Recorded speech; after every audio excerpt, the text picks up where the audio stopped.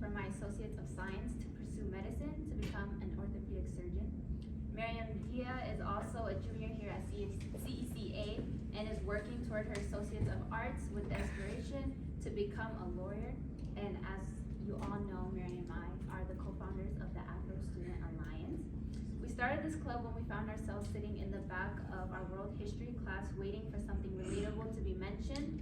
Once the semester passed with not a single mention about Black and African history, we decided to take matters into our own hands and create the Afro Student Alliance, where we can, as students, connect culturally.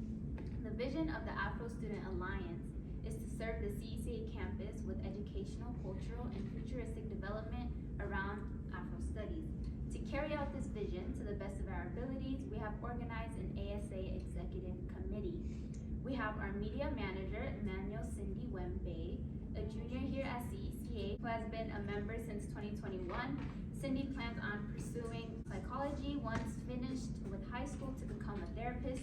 She is not only very responsible, but well-mannered, kind, and can get any job done. Now, we have our treasurer, Kiara Clark, a freshman here at CECA, who became a member in 2022. She loves being a part of the Afro Student Alliance because of not only the fun experiences, but as well as the opportunities that it brings. In the future, Kiara wants to succeed in cosmetology. Now we have our secretary, Lawrence Thomas, also a freshman here at CECA. Lawrence is excited to be the secretary of ASA and would like to succeed in an engineering career in the future. We also have our vice president, Isaac Gravius, a junior here at CECA who has been part of the ASA since 2021 and hopes to add to the experience by making it more meaningful and enjoyable with the position he holds. Isaac is studying aviation and plans to become a pilot. Not only can he get things done efficiently, but he does it while enjoying what he does. And now for our president, Kinyansola Aluadari. Kinyansola is currently a junior here at CECA who has a strong desire to excel in everything she chooses to participate in, hence her choice for running for president. Her objective is to showcase the brilliance that is ASA, as well as to emphasize the significance of the club to create an environment that promotes cultural relevance. Now that we have introduced our executive committee, let's give them a round of applause for their great work and dedication.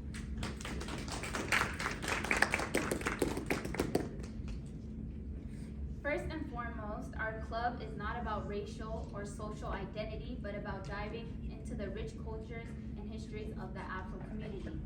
By doing so, you'll see that students will gain new perspective and begin to develop at higher levels by gaining a better understanding of life itself.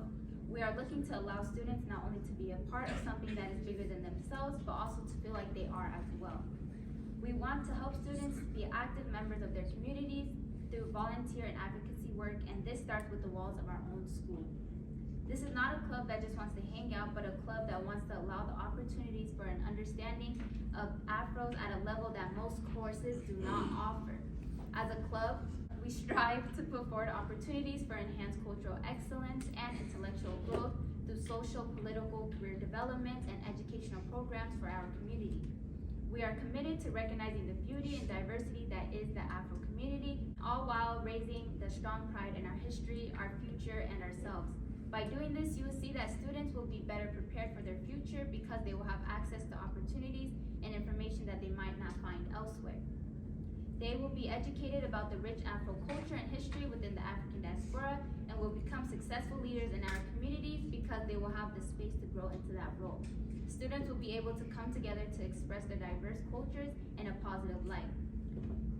As a club, we would like for our school to be more involved in the celebration and recognition of Black history. And for that reason, during Black History Month, we are having a seminar series that kicks off today with our guest speaker, Omar Montgomery. But before we call up our amazing speaker, let's answer the question, who is Omar Montgomery? Leader and local often go hand in hand. Among his community roles, local experiences, and his favorite eats, Aurora NAACP Chapter President Omar Montgomery shares what makes Aurora an outstanding destination. When you know where to look, discovering a destination soul is simple. A native of Los Angeles, Montgomery moved to Aurora in 2002 because of the city's diversity, economic potential, and sense of community. When I visit places in the city, people just seem happy and, more importantly, proud to be living in Aurora, says Montgomery. Montgomery became an influential leader in the community as his career developed and he explored Aurora. In his role as Aurora NAACP National Association for the Advancement of Colored People Chapter President, Montgomery strengthens connections, empowers young leaders, and fights for civil rights. We are celebrating Omar Montgomery coming today. Now let's call up our speaker.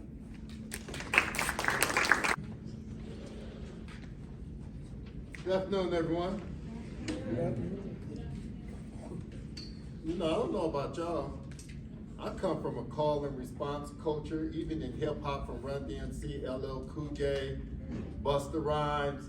And there's generally a call and response, even in today's hip hop. I know it's Drake, Future, and all them cats. So when I say good afternoon, there's a particular response I need because I'm sitting here with some folks I know they got some energy. So good afternoon. Good afternoon, sir. Thank you. Now that's what I need.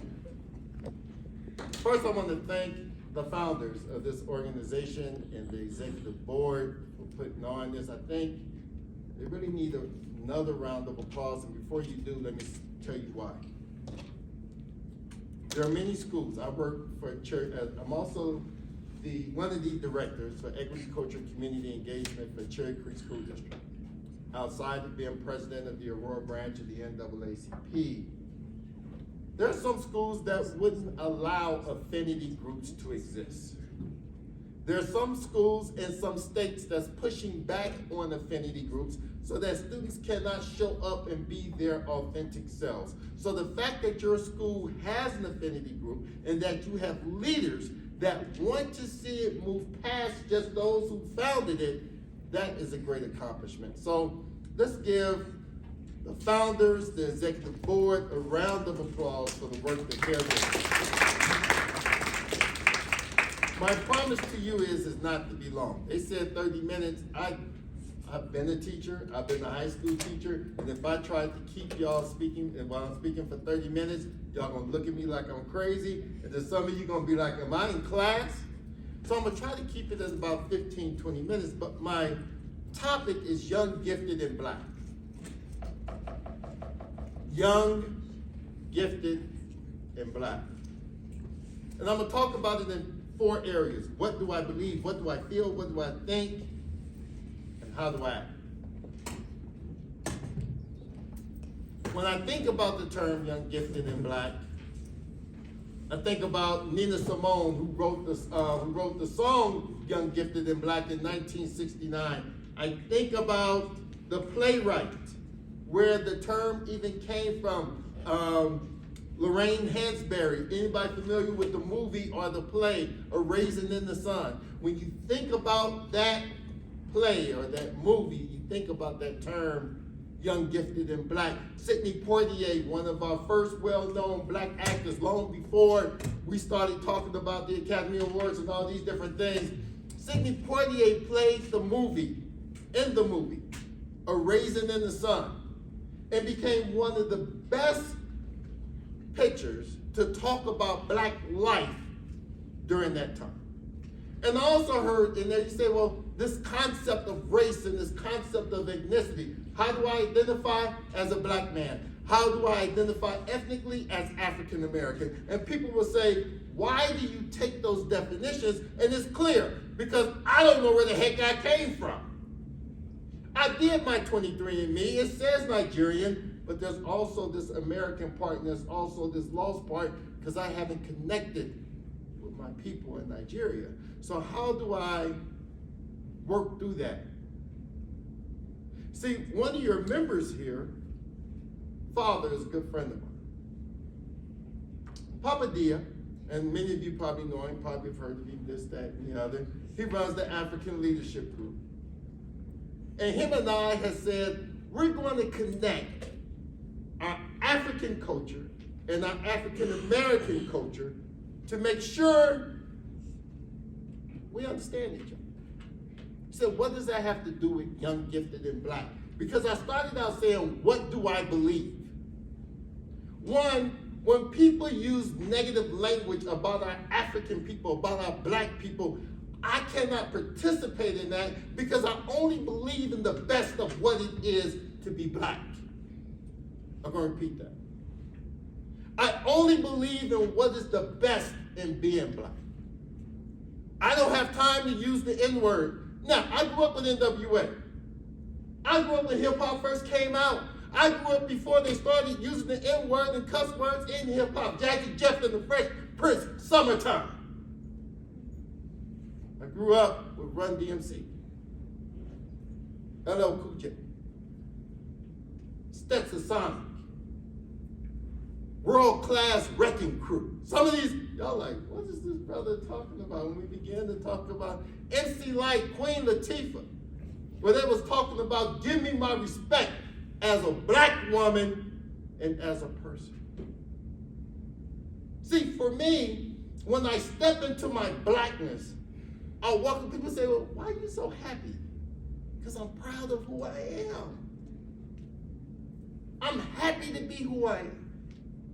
When I was in school, I used to be ashamed of who I was, and I was sitting back in the class, and you know, I probably didn't perform the way I should have because I was trying to live up to what I thought black was, not putting it at its best and at the top of the agenda and achieving all my goals and working hard. That wasn't in my mind. It was like, can I get your phone number?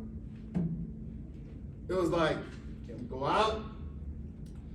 I'm gonna score 30 on you today, dog. Trust me, it's going down. Yes, I did have some skills back in the day. Today, y'all probably run me off the court. But back then, I'm gonna dunk on you, dog. It's coming. I'm gonna dunk on you. But I was doing those things because it was instinct, not because I truly worked hard.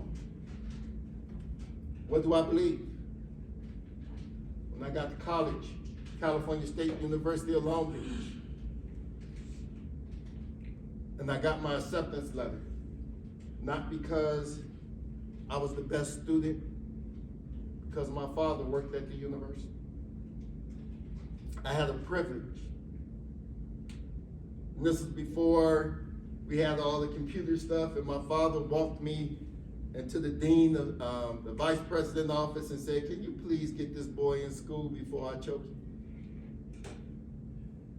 My GPA was probably a 2.5. And that was just by luck. You know them teachers that give you a good grade because they feel sorry for you. Anybody ever been there? Them teachers that you went in there, you gave them a sob story and said, I can't go home with a C or a D on my report card because chances are I'm gonna come up missing. Not because I worked hard. And when I got to Cal State Long Beach, and I realized I was going to have to change. What did I change? I had to be around people who wanted it more than me. I had to be around people that were smarter than me. I had to be around people that was going to push me. Before cell phones, people was calling my house at 2 o'clock in the morning. Did you do your term paper? Is your homework in? These were my friends. These were my peers. It wasn't about, oh, Omar, you know, your paper got all these red marks on it. You must not be the smartest person in the world. No, it wasn't about blasting each other or putting each other on blast or putting down each other. It was about uplifting each other because we believed supporting each other and helping each other graduate was the best way to get through school. How do I feel? Y'all mind if I walk around? How do I feel? Every day when I wake up in the morning and I engage youth, I feel like I am in the best place. Why? And the people say, well, you're the future, this, that, and the other. What does that really mean when we talk about the term young, gifted, and black? One, let's break down the terms itself. One, young, meaning future leaders. Replenishing great old people like me. Gifted, meaning there's something extra extraordinary about your skill set. Black, meaning that you are part of a black race. Doesn't mean you have to identify that way. You can call yourself African American, African. It doesn't make a difference. But when you add those terms together, that means there's something special about you. That doesn't mean we exclude other groups. That doesn't mean other groups are not special. That means we're talking about an isolated group right now.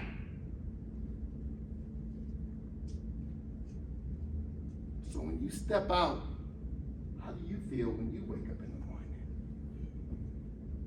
See, when I wake up in the morning, I look in that mirror, I'm like, damn, I'm looking at greatness. I don't care if I got crust in my eye. I don't care if I got on the dingy t-shirt that I slept in. I don't care what it is. When I look in there, I see greatness. And then when I'm around other people, I see greatness. See, I believe, I feel, and say, what do I think? I fill my mind up with things that are positive. I don't have time for negativity. I don't know about y'all. How many people got them friends that every time you talk to them, they got a problem? Every time you talk to them, they got some issue. Every time you talk to them, they're not uplifted. Every time you talk to them, they talking about other people's drama on top of the drama, on back of the drama. They know all the tea leaves. They say, hey, did you do this? Did you see my post? They ain't even got time for a good morning. See, how I think is that every single person needs to be uplifting each other. See, that's the thinking part. But in order to do that, you got to put some positive things in your head. What are you reading? What are you listening to? If I'm listening to someone that's talking about killing someone every other day, what do you think I'm going to think about? If I'm listening to someone that's being derogatory towards other people, what are you going to think about? If I'm listening to someone that's constantly talking about all the different isms that separate us, what are you going to think about? And then he goes into that last part I talked about, acting. See, for me, I'm at that age, I believe in the term called lifting as we climb. As I climb, it's my goal to lift you up. Everyone that came and talked to me, I asked them just a few minutes ago, what's your goals? What's your goals? Why? Because I'm almost there. This gray is real. This is not painted on. This is not I went to a makeup store to try to look cool gray. This is real old gray. So as I get grayer, how do I bring other people up? That's my action. Some of them came to me and said, hey, I want to be an engineer.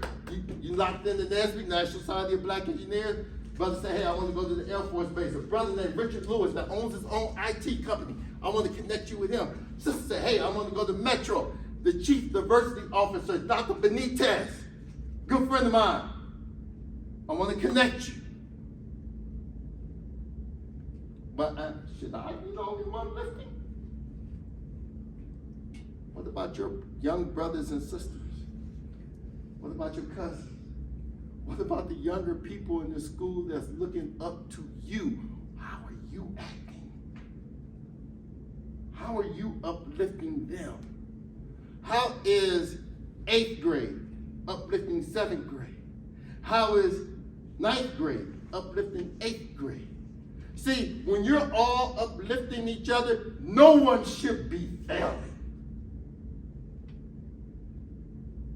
We checking in on each other. I don't care. People say, well, that brother ain't got on no real Nikes. I don't know if I could be around him. I don't give a care about his shoes. I don't give a care about his clothes. I give a care about his future. Her future. What do we model when we call each other sometimes out of our names? When I say I don't use the N-word, it's not because I'm better than anybody else. I just don't feel the N-word is the best reflection of who we are as a people. And I'm not trying to tell you what to say or what to do, but I know when I walk in high schools and I hear the language, the B word, the N word, and all these other things, I begin to say, what are the actions? Who's following those actions? Who's following those words? And it's not a criticism. But if we're going to say young, gifted, and black, there's some responsibility that comes with that. It ain't just a term. It's a responsibility. And some people are like, do I really have to study for that responsibility? Do I really have to work hard for that responsibility? Yes, you do. It's so easy to tear something down. It is so easy to tear something down. I watched the kid tear up the classroom. I said, clean it up. I said, you ain't going home till you clean it up. He was like, I gotta clean it. You messed it up. You gonna clean it up. It took him 10 minutes to tear it down, and it took him 2 days to clean it up. I'll repeat that. It took him 10 minutes to tear it down. You know, he was going through one of his things. One of my students, I probably pushed him a little bit. As a teacher, sometimes we could do that. That's fair. And he was like, Mr. Montgomery, man, I'm tired. I'm like, dude, I need this work. He's like, I'm tired. So he started tearing stuff up. I just sat there. I was like, And he thought I just was going to call his mama and send him home for a couple of days. Nah, that wasn't happening. Nah, bruh, you got some more days here with me. You cleaning up all this mess. Took him 2 days. And then he said, I get it. I get it. I can tear even my life down in 10 minutes or in a 30-second decision. But it's going to take some work to stay uplifted, to stay positive. But you don't have to do it alone.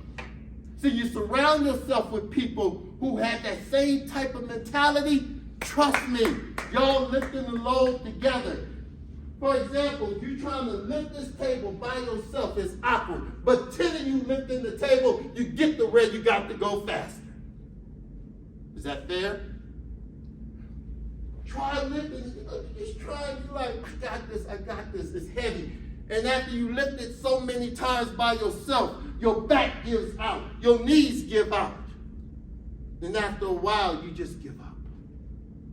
But see, when you got that team, I'm going to tell you something about that team. I'm going to tell you something about my team. My team. See, I started out talking about Cal State Long Beach. I went to school in the 90s, early 90s, maybe part 80s. But either way, when I left high school, I told you I wasn't the best student. I met some friends at Cal State Long Beach. We didn't know each other. We just knew we had to graduate. By the way, I was broke, not poor. I'm talking about below poor. I'm talking about the negative part of poor. I didn't have a car, I had a vehicle. What is the difference between a car and a vehicle? A car is something you're proud of. You know, you wash it, this, that, and the other. You love it, this, that, and the other. A vehicle is something you just hope start up in the morning and get you from A to B. Now, the vehicle. That vehicle would get me from A to B, but I couldn't afford parking. My friend that lived in Long Beach, because I was driving from Los Angeles, would park in a spot for me so I didn't have to pay for parking. And so I would get there about 6:30, 7 a.m. before my 8 o'clock class. We go to the library.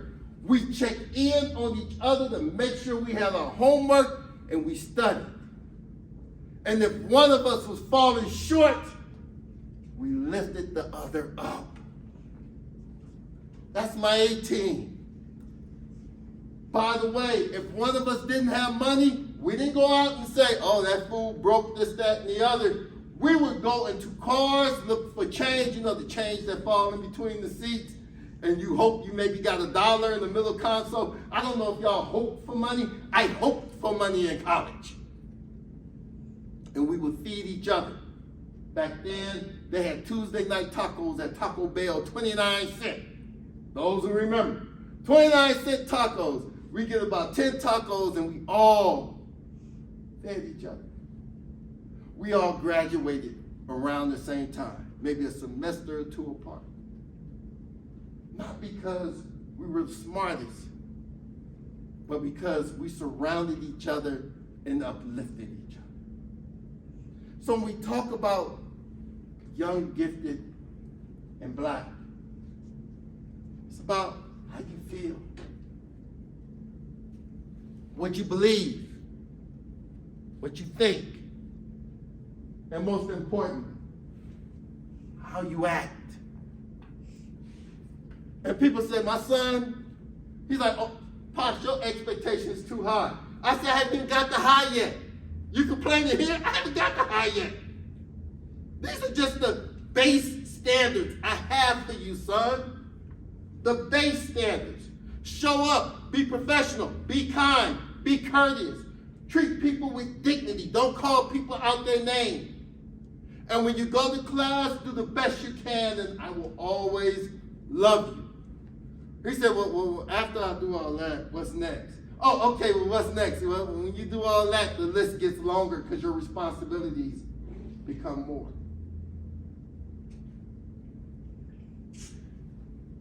So I'll begin to close. The last part of this message is strictly for you. See, I've been to this school a few times. Walked around, it's a beautiful campus, got some modern stuff taking place compared to some other schools I work in, some schools I've seen some staff people that love y'all, that want to lift y'all up. The question is, from today, what are your actions to perform young, gifted, and blind? So what do you mean by perform? I mean, when you leave here, what does that mean to you? Is it just a statement, or is it something you're going to live by? Is it just a statement, or something you're going to live by? See, in the writing points, they wanted me to talk about historical figures like Martin Luther King, Malcolm X, Fannie Lou Hamer, and all those other folks, and connect it to today. Well, let me tell you something about those individuals. They were all great, but they had a team around them that made them great. People talk about Martin Luther King, but the reason why he didn't fight, people say he was non-violent. Man, King was about to squab in Illinois. Dude said some stuff to him, and King was like, well, he was like, what's up? What's up, dog? Don't let the minister fool you. I'll take the collar off. And his team grabbed him and said, King, brother, that's not you. We're going to keep marching. But he had a team around him. Madam C.J. Walker, the first black millionaire, in fact, first black woman millionaire that lived right here in Colorado, had a team that helped her become a millionaire with hair products. Who's your team? What does that team look like? Who are they? And I'm going to tell you something. I didn't care about ethnicity. I didn't care about race when I was in college. I needed to graduate. I was president of the BSU, hung out with some Irish students over here, hung out with some Middle Eastern students over here. The Middle Eastern students, they had some good food too. So, and when you're hungry, but either way, hung out with everyone. Why? We were all trying to graduate. But I also know I needed them as much as they needed me. Who's your team? So when you leave here, think about your team. Think about your Facebook presence, your social media presence. Is it uplifting, or is your whole social media bashing people because they're on hard times? Is your social media bashing people because you upset with them because you and your friend and they friend and they friend, you know how the back channels go. Did she talk to so-and-so? Did he talk to so-and-so? They know. Boom, social media. Or is it filled with something that's going to uplift everyone in this room? Find your team. And when you think about that term, young, gifted, and black, think about how you're going to perform it and not just say it. Thank you. It's a pleasure hanging out with y'all today. So, if there's questions, are there questions? Let's make this conversation. Questions, concerns, anything. I've worked at a university. I've taught at a university. I've taught at the master's level at a university. I've taught high school. I've taught middle school. Don't ask me about teaching middle school. That was traumatizing for me. But, any questions? Anything? Yes. Are you still friends with those people in school? Mark Guillory, good friend of mine, attorney of law, passed the bar first time California, right there in Louisiana. My boy Gerald Hill, I just went to DC, saw him up there in HUD. Oh man, I can name them all. Why? Because we still connect today. Some of my fraternity brothers, I'm a member of Omega Psi Phi Fraternity Incorporated. I still connect with them today. And if they see me falling short, they will call me and say, brother, I ain't heard from you in a couple of days. What's going on? Do I need to hop on the plane and get out there and check on you? Those are the type of friends I have. I'm still friends with them today. We love each other. My friend William Gideon, you know, and I say lifting as you climb, William Gideon was the national chair for the student national chair for the largest black student organization in the country outside of a fraternity, which was the National Society of Black Engineers. William Gideon taught me how to be a professional, and he was like a year or two ahead of me. And Will would be like, bruh, your tie not right, you're coming out here, your clothes wrinkled. How you represent your community like this? Those my boys. And there was young ladies that checked us. If we were out of pocket with young ladies would pull us to the side and be like, that ain't how you treat sister. That ain't how you treat your partner. That ain't how you treat someone you love. And we didn't like, you know how some people, when they come at you like that, you're like, oh, look. The first time I did that, freshman year, college, I don't know how this kid knew my schedule. It's 40,000 students at Cal State Long Beach. How you know my schedule? This kid, he's an engineering major, him and him about the same size, about the same height. I'm walking this way, I'm ditching class. It's not really ditching class in college, but it's like ditching class. He said, oh, ain't your class that way? I was like, yeah, but I'm going this way. You know, I got smart. He's literally stood in front of me, dropped his bag. He said, which way is your class? Now, for a brother to really want to go there with you, meaning that he has passion about you going to class. So I just said, I guess I'm going to class. And it's not that I was afraid to fight or anything in that way. I just knew this brother cared. So I went to class. Do you allow people to correct your flaws in a positive way? So yes, I still have those friends. I love them. We down for each other. And if they call me today, I'm on a plane, boat, bicycle. If I gotta go rent an electric bike to ride across the country, we ride for each other even today. Any other questions? Yes. What inspired me to be me? Anybody here ever been overloved? Anybody know what that is? So let me say this. My mother, my father, my grandmother, my cousins, my teachers, my friends. So I was broke growing up, but I wasn't broke when it came to people loving me. Yeah, I ran across some gangs that put some work on me. Had my lunch money stolen a few times, bus pass stolen a few times, but even after all that, I was surrounded by love. So the best thing you could do with love is make it go viral and share. So love is what inspires me to be me. I check in, my mother calls me like 3-4 times a day, like, Mom, I'm at work. If I don't talk to my father, and them two are not together, my father lives in California, my mother lives here with me. If I don't call my father for 2 days, he's like calling SWAT teams. My aunts and them, if I don't check in with them at a reasonable time, they check. If I don't check in with my friends, so love. Being around people who understand what love is. Are we perfect? No. Do people get on my nerves? Heck yes. Do people, when I say, friends, there's people that love, they get on your nerves too. And sometimes I don't want to talk to them. I be like, dude, I can't talk to you. I got one of my best friends I talk to every day. And when I say every day, him and I talk every day. And he'd be like, you're getting on my damn nerves right now. I'd be like, you're getting on mine. Boom, click. Then we'll call each other the next day. That's that love. Any other questions? Yes. what I've heard, your community is what makes you a positive force, and that's a really good thing to have a great community around you. But how do you stay positive without those resources? So I told y'all I grew up in Los Angeles, right? I've seen drive-bys. I've seen people shot where I'm looking at the body, making sure it's not one of my friends.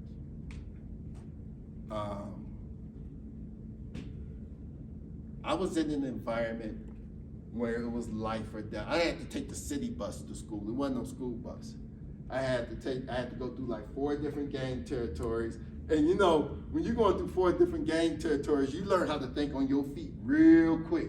Because each gang is asking you, they see you every day, they still asking you where you from. Fool, I've been on this bus 2 years with you. I go to school and I go home. Nah, fool, where you from? I'm from that next bus stop to get home. That's where I'm from. When I realized that, even though I was in a very crazy environment every day of my life, I had a mother who showed me just different paths anytime I tried to stray off. Because there's temptation. I'm not going to sit up here and say there's no temptation. There's temptation to do wrong every single day of our life, especially with social media. If social media hadn't been out when I was a kid, I can't say I'm standing here right now. I'm just being honest.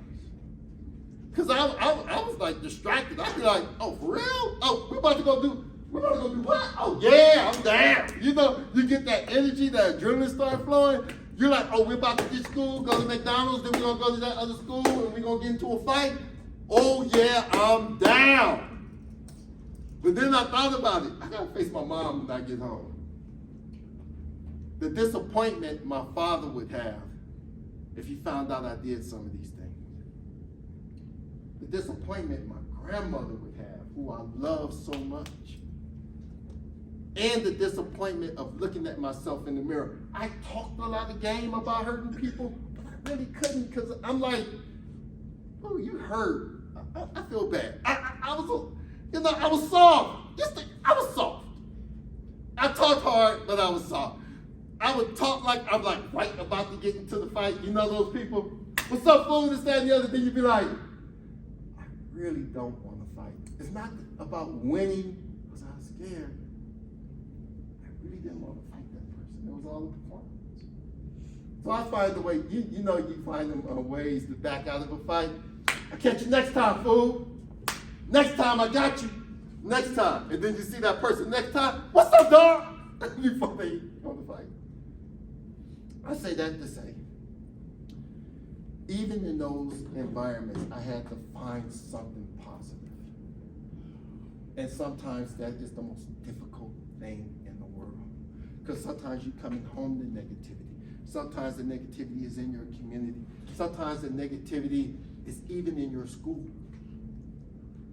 And for me, I had to find something to stay positive about, because if I didn't, I would have went crazy. And sometimes it was that teacher that sometimes just said one thing. Good morning, Mr. Montgomery. That made my day. That made my day. Because I said, okay, I'm in a safe place right now. And I maybe never even talked to that teacher the whole day. That good morning got me through. So it's community, but sometimes it's me reaching for the stars, finding something to keep me positive. And even as an adult, sometimes I'm reaching for the stars with some of the things I have to deal with the NAACP. When you're dealing with police shootings, when you're dealing with young brothers and sisters murdering each other, when you're dealing with families that's crying and you have to go to the funeral and comfort them, or you sitting there watching the police cam of them watching the family member take their last breath, and that's the last time they see their family member. Sometimes I'm reaching for the stars, like, is there anything positive in this society? Sometimes I say a prayer. Sometimes I meditate. Sometimes I turn on some old school hip hop, because if I listen to DMX, I'll probably even be more crazy. That's my boy though. But I'll turn on some old school hip hop, some old school R&B. I'll call one of my friends that's out of state that, you ever got them friends that like to brag about all the good things going on in their life? They don't let you talk? I'll call one of them friends because at that moment I need some upliftment. So that's what I do even when it's not in my community. Any other questions?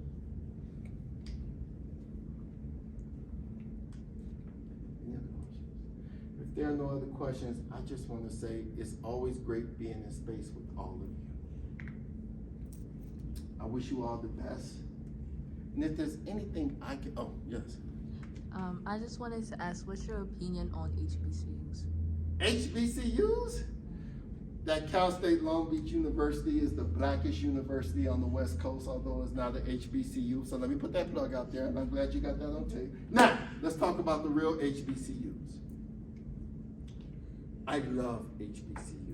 Only reason why I didn't go because my family couldn't afford it. If you look at the history of some of the HBCUs, when you look at Hampton, who was founded by Samuel C. Armstrong, who actually was like a white general during the Civil War, started this institution or was commissioned to start this institution because of the Freedmen's Bureau Act, and now that all the emancipated people needed to be educated, Hampton Institution was one of them. The student out of Hampton Institution was Booker T. Washington, who founded what school? Tuskegee. See, when you begin to learn the history of HBCUs and you begin to going there is cool, but also learn the history as to why they exist and why some of us couldn't go to predominantly white institutions at the time because of policies and racism and things of this nature. HBCUs are the greatest places in the world. But they're not for everyone. I'm just gonna be honest. They're not for everyone. And you have to decide, is that where I want to be? When I say it's not for everyone, it has nothing to do with the school, has nothing to do with the culture, has nothing to do with that. Some people just can't go out of state when they get homesick. You up there in Tennessee and that humidity hit you, and you at Fisk College, that humidity hit you, and your hair then turned into a natural and all this other stuff. You're like, man, I got bugs flying all over the place. Is this forever? I'm going back to Colorado. I can't deal with this. Howard University. I heard some people mention Howard. Howard's a beautiful place. Been there, DC. Morgan up there in Baltimore. Beautiful college.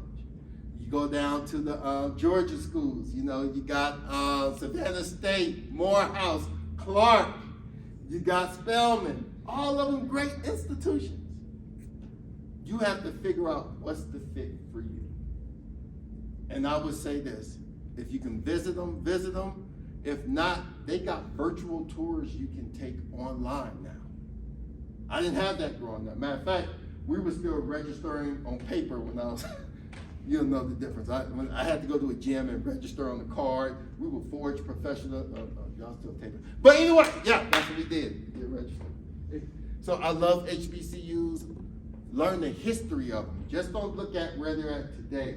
Learn how they got to where they're at. Jackson State, people talk about prime time. He brought a whole new light on HBCUs and the underfunding of them.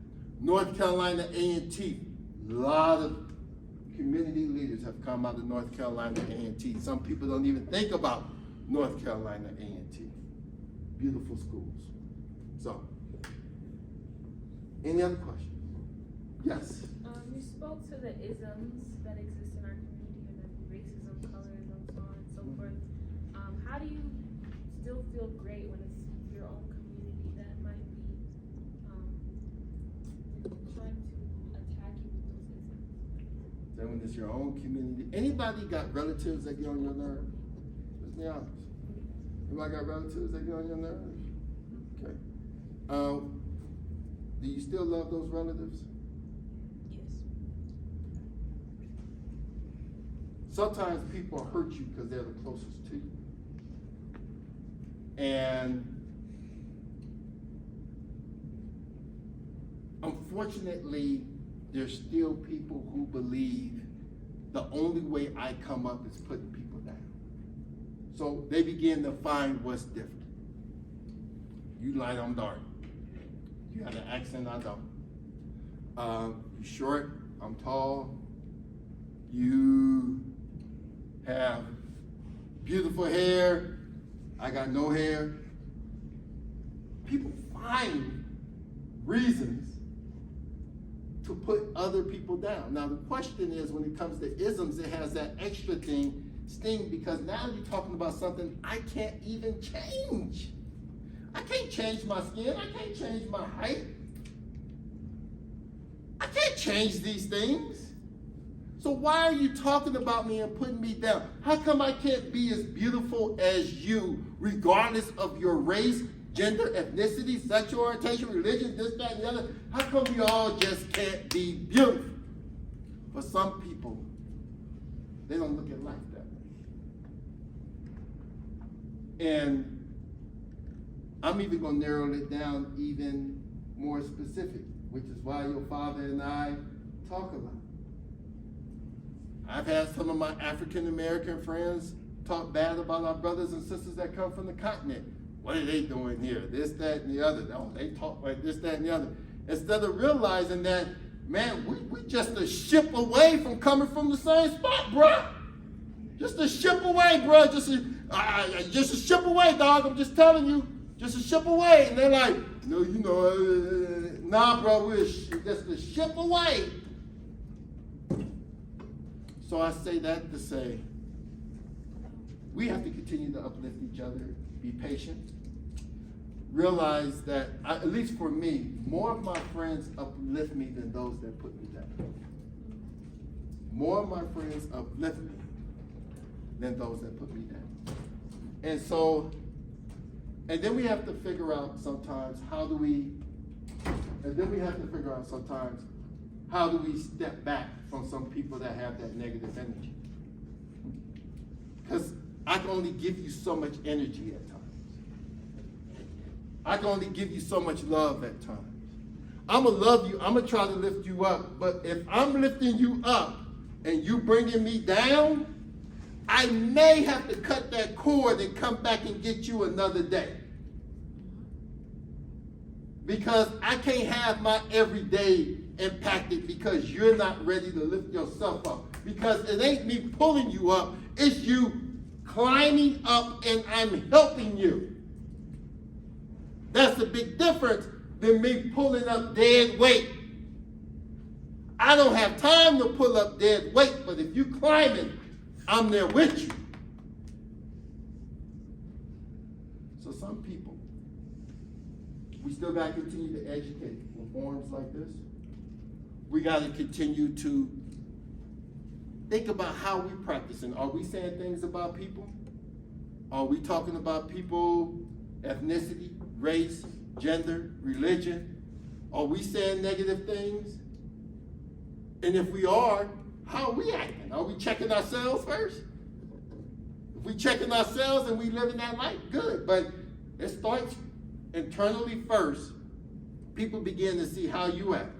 For example, when I say I don't use the N-word, my friends will tell you. If someone said, Omar called me the N-word, they're going to be like, nah, dog. Not Omar. Now, he may have called you some other profane language stuff, but he didn't call you that. He didn't call you that. Because that's what I practice every single day. And unfortunately, we got some people that practice hate every single day.